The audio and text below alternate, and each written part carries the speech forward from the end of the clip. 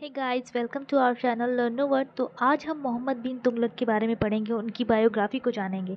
तो चलिए शुरू करते हैं।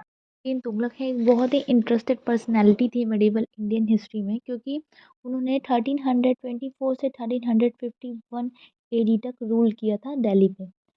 तो ये कौन थे? ये सक्सेसर थे गयासुद्दीन तुगलक के। और इनका बहुत ज़्यादा चीज़ों में इंटरेस्ट था, जैसे कि ये पर्शियन पोइट्री में इंटरेस्टेड थे। ये एक मैथमेटिशियन थे। इन्हें मेडिसिन और एस्ट्रोनॉमी की भी नॉलेज थी और एक नोटेड फिलोसफर भी थे। तो क्या हुआ कि जो जनता थी हमारी, उन्हें इन पे बहुत ज़्यादा भरोसा था कि ये कुछ ना कुछ रिफॉर्म लाएंगे, ये बहुत ही अच्छे होंगे हमारे आने वाले समय के लिए, क्योंकि ये रेवेन्यू रिफॉर्मेशन में भी वर्क करेंगे। तो सबसे पहला काम क्या किया इन्होंने, मोहम्मद बिन तुगलक ने, इन्होंने शिफ्ट कर दिया कैपिटल को फ्रॉम दिल्ली टू देवागिरी। तो इन्होंने अपनी कैपिटल को दिल्ली से देवागिरी की ओर शिफ्ट कर दिया था, जो कि प्रेजेंट समय में दौलताबाद, हम उसे दौलताबाद कहते हैं। दौलताबाद जो है वो सेंट्रल इंडिया में सिचुएटेड है। तो अब ये जो कंट्रोवर्सी क्रिएट होती है, वो आगे आपको पता चलेगी कि क्या होने वाला है। इन्होंने ये सोचा था कि हम अगर शिफ्ट कर देंगे कैपिटल को, तो ये पहले तो मंगोल की रेड से बची रहेगी। हमारा ये जो मतलब इनका राज है वो मंगोल की रेड से बचा रहेगा, कैपिटल सेफ रहेगी। और जो एडमिनिस्ट्रेशन पॉलिसी है नॉर्थ और साउथर्न पार्ट पे भी ये बहुत अच्छे से ध्यान दे पाएंगे, वो प्रॉपर वर्क करेगी। तो क्या होता है कि अब ये वैसे ही ये इतने ज़्यादा पॉपुलर थे और इतने ज़्यादा ग्रेट पर्सनालिटी थे, क्योंकि इन्हें बहुत सारी चीज़ों की नॉलेज थी। जैसे अभी बताया था मैंने, पर्शियन पोएट्री, मैथमेटिशियन थे ये, इनको मेडिसिन की नॉलेज थी, एस्ट्रोनॉमी में भी ये इंटरेस्टेड थे, एक फिलोसफर भी थे, और एक फ्लुएंट अरेबिक और पर्शियन भी बोल लेते थे ये। तो इन्होंने क्या किया कि इन्होंने टोकन करेंसी को इंट्रोड्यूस किया अपने राज्य में। ठीक है, he has introduced token currency. तो यहाँ पे क्या होता है कि इन्होंने ये समझा कि मीडियम ऑफ एक्सचेंज बहुत ज़्यादा इम्पोर्टेंट है हमारे लिए। तो इन्होंने टोकन करेंसी को इंट्रोड्यूस कर दिया। तो सबसे पहले इन्होंने सर्कुलेट करना शुरू किया गोल्ड और सिल्वर कॉइन को। लेकिन गोल्ड और सिल्वर कॉइन को इतनी ज़्यादा अमाउंट में लाना थोड़ा मुश्किल था, उसकी सप्लाई मुश्किल थी, क्योंकि गोल्ड एंड सिल्वर वैसे भी ऑब्वियस है कि बहुत एक्सपेंसिव होते हैं। तो ज़्यादा अमाउंट में इसको लाना, सप्लाई इसकी डिफ़िकल्ट थी। तो क्या किया इन्होंने, एक और चीज़, जो ये गोल्ड और सिल्वर कॉइन्स इन्होंने इंट्रोड्यूस किए थे। जो गोल्ड कॉइन को क्या कहा जाता था, गोल्ड कॉइन को एज अ दिनार इंट्रोड्यूस किया गया। और जो तुगलक का ये सिल्वर कॉइन था, इसे अदल बोलते थे, ADL। ठीक है, समझ में आया तक? तो फिर क्या हुआ, आगे क्या होता है कि इन्होंने गोल्ड और सिल्वर की सप्लाई तो शुरू कर दी, लेकिन इतनी ज़्यादा भारी अमाउंट में गोल्ड एंड सिल्वर का सप्लाई बहुत ही मुश्किल था। तो इन्होंने क्या किया कि उसको शिफ्ट कर दिया, एक्सचेंज कर दिया कॉपर और ब्रास कॉइन से। वैल्यू सेम रहेगी दोनों की, लेकिन कॉपर और ब्रास कॉइन हो जाएंगे।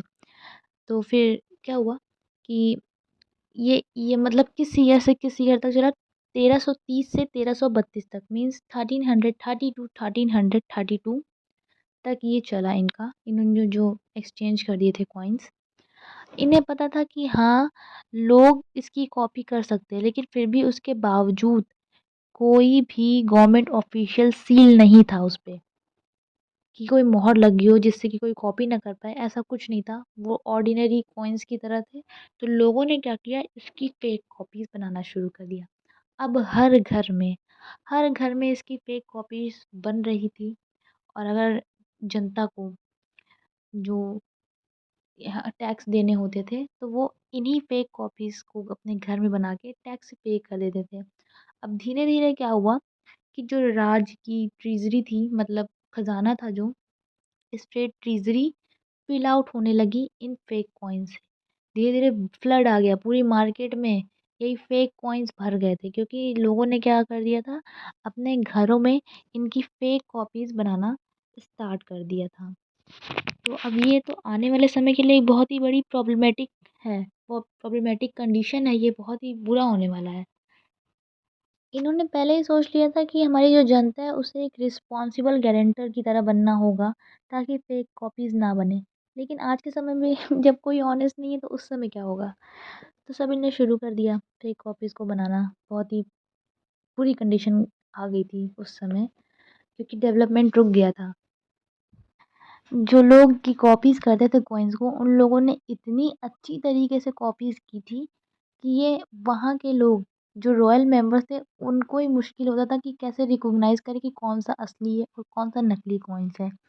इतना ज़्यादा बिल्कुल सेम डिज़ाइन्स, हर चीज़ बिल्कुल सेम थी। अब ये जो फ्लडिंग हो गई थी मार्केट में इन फेक कॉइन्स की, तो ये एकदम वर्थलेस हो गया था कि ये तो जैसे स्टोन्स, इनकी वैल्यू जो थी स्टोन जैसी थी, क्योंकि बिल्कुल ही सेम कॉपी कर रहे थे। उस अब वो रियल के ब्रास या कॉपर तो थे नहीं। लोगों ने आर्ग्यू करना शुरू कर दिया और नोबल्समैन ने और सबने उनको फ़ोर्स किया मोहम्मद बिन तुगलक को कि आप अपनी करेंसीज़ को टेक बैक कर लीजिए, इन्हें फिर से वापस स्टॉप कर दीजिए। तो इन्होंने क्या किया उस समय कि इन्होंने फिर से एक्सचेंज कर दिए कॉइन्स को गोल्ड और सिल्वर से, ठीक है? इन्होंने फिर से रीबैक कर दिया गोल्ड और सिल्वर कॉइन्स का, और थाउज़ेंड्स ऑफ पीपल, जो पूरी उनकी जनता थी, आवाम थी जो उनकी, उन्हें एक्सचेंज करने पड़े अपने कॉपर और सिल्वर कॉइन्स को। और जो स्टेट ट्रेज़री थी, उसे बहुत ही ह्यूज लॉस हुआ उस समय। अब जो कॉइन्स डिटेक्टेड हो जाते थे कि हाँ, ये नकली हैं, उन्हें वो एक्सचेंज नहीं करते थे।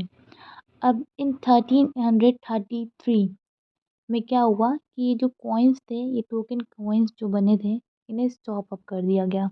इब्न बतूता जो फ़ेमस मेडिवल ट्रैवलर के नाम से जाने जाते हैं, क्या हुआ कि वो दिल्ली आए थे इन द ईयर ऑफ 1334।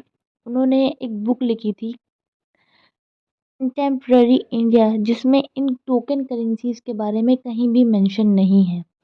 अब क्या हुआ था कि इन्हीं सब मेजर्स की वजह से जो हमारे ये मोहम्मद बिन तुगलक हैं, ये अनपॉपुलर हो गए। लोगों के बीच में ये बहुत ज़्यादा अनपॉपुलर हो गए, क्योंकि इनके यही इन्हीं फेल्ड एडमिनिस्ट्रेटिव रिफॉर्म पॉलिसीज़ की वजह से। और धीरे-धीरे ये जो भी करते थे उसका उल्टा ही असर होता था, क्योंकि डिसीज़न ले नहीं पाते थे, ये बहुत ज़्यादा कन्फ्यूज़ हो गए थे उस समय। क्या हुआ कि इसीलिए जो अब अगर आप हिस्टोरियन टेक्स्ट बुक में देखोगे, तो इन्हें मैड सुल्तान ऑफ इंडिया के नाम से भी जाना जाता है।